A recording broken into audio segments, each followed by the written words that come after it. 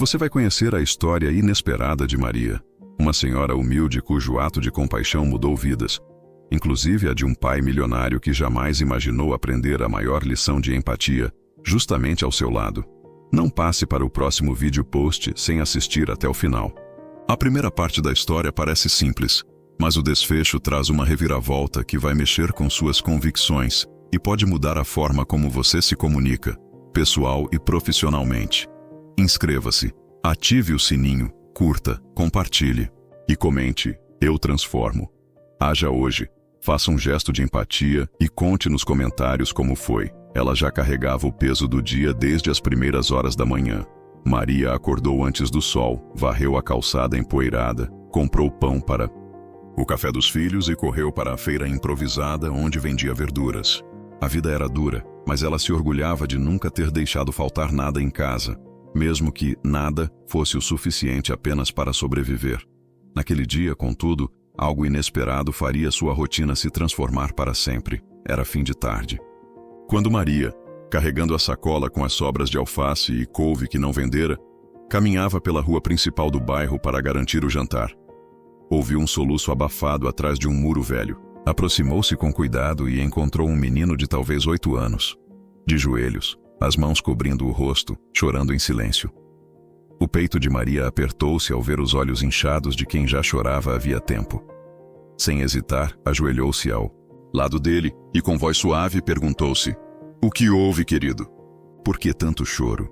O menino ergueu o rosto. A roupa suja, a expressão de desamparo e um medo contido. Ele explicou entre soluços que se perdera de quem cuidava dele, sentia fome e medo de não conseguir voltar para casa. Maria sentiu um nó na garganta. Lembranças de seus próprios filhos sozinhos impressionaram-na profundamente. Maria ofereceu o pouco que tinha, um pedaço de pão e um gole de água guardado em sua garrafa. Limpou o pranto do menino com bondade materna, acreditando ser apenas mais um gesto de compaixão no seu dia difícil. Enquanto ele comia, ela o envolveu em conselhos para não chorar tão alto. Temia que alguém mal-intencionado pudesse aparecer. Mantinha-se atenta, sem perceber o olhar observador que surgira alguns metros adiante. Do outro lado da rua, Ricardo esperava a saída de uma reunião importante. Empresário de sucesso, vestia terno caro, mas hoje sentia o peso da própria riqueza. Falava sobre filantropia, mas não se lembrava de gestos tão simples de empatia. Quando notou a cena, parou em silêncio. Uma senhora humilde oferecendo o pouco que tem a um menino desconhecido. Algo na forma como ela falava, tão natural e, sem artifícios, tocou-lhe a alma. Ricardo, que costumava acreditar que a caridade se media por cheques assinados, sentiu pela primeira vez o impacto de um gesto genuíno. Sem que Maria percebesse, Ricardo se aproximou.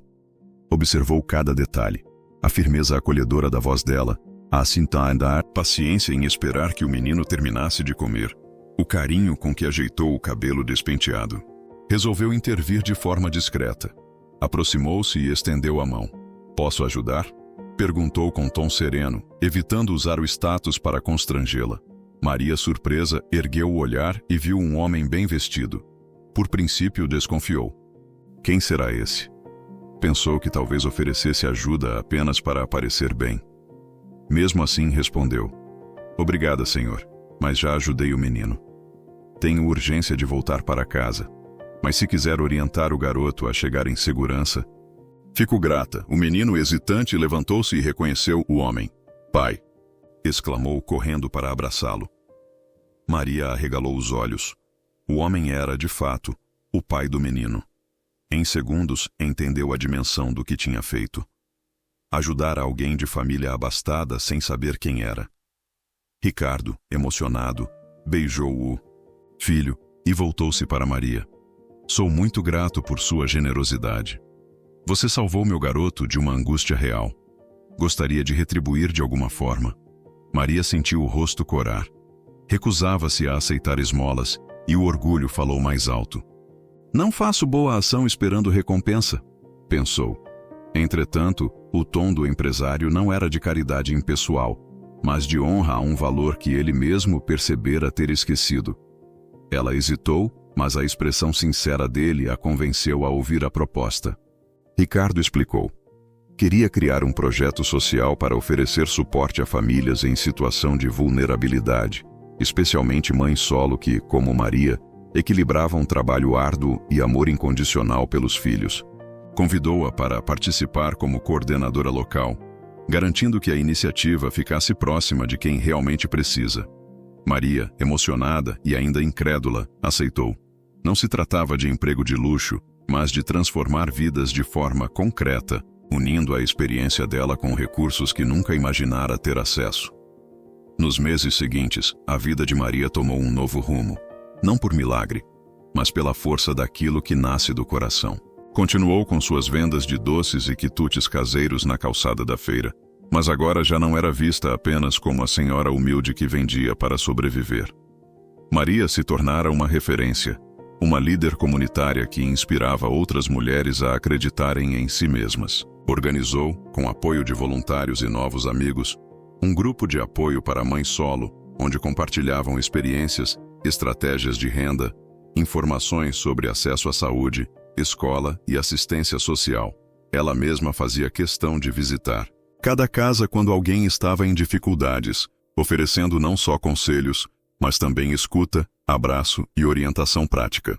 Nos finais de semana, liderava rodas de conversa no pátio da igreja local, onde trazia profissionais voluntários, advogadas, psicólogos, professores, que falavam com simplicidade, olhavam nos olhos e ofereciam ferramentas reais para recomeços. Ricardo, o pai milionário do menino, manteve-se presente, mas sempre com discrição e respeito. Financiava algumas ações com o compromisso de jamais tirar dela o protagonismo. Preferia aprender com Maria do que ensinar. Admirava a firmeza dela ao recusar luxos, dizendo: "O que quero é dignidade para mim e para os meus. E isso a gente constrói junto, não recebe pronto." A cada história de superação que nascia ali, uma mãe que voltou a estudar, outra que abriu sua pequena venda, uma terceira que conseguiu emprego graças a uma indicação da rede, Ricardo lembrava-se do dia em que viu Maria oferecer um pedaço de pão ao seu filho, sem saber quem era ele, apenas movida pela urgência do choro de uma criança. Esse gesto simples, silencioso e puro foi a fagulha que acendeu uma transformação que logo ultrapassou as fronteiras do bairro. Jornalistas passaram a conhecer sua história. Universidades se interessaram por seus métodos informais de educação popular, e o grupo que antes cabia numa sala da paróquia, agora ocupava espaços públicos, levando conhecimento, esperança e união para outros cantos da cidade. E assim, Maria comprovou o que tantos esquecem. A verdadeira riqueza não se mede em cifras, mas na capacidade de tocar vidas com empatia, solidariedade e coragem. Seu ato de compaixão virou semente fértil para mudanças duradouras. Mudou o destino do menino, que cresceu com uma nova visão sobre generosidade e humildade. Mudou o coração do pai, que reencontrou os valores que o sucesso havia soterrado. E mudou a realidade de dezenas de famílias que voltaram a acreditar que, mesmo com pouco, é possível recomeçar, se houver quem estenda a mão. Tudo começou com uma senhora pobre ajudando um menino chorando. Um gesto simples, uma escolha espontânea. Sem saber, ela estava diante de alguém com poder para transformar sonhos em realidade. Mas no fim, foi ela quem fez isso primeiro. Depois de conhecer a trajetória de Maria, fica evidente que gestos simples e sinceros podem desencadear transformações profundas na vida de pessoas e na comunidade ao redor.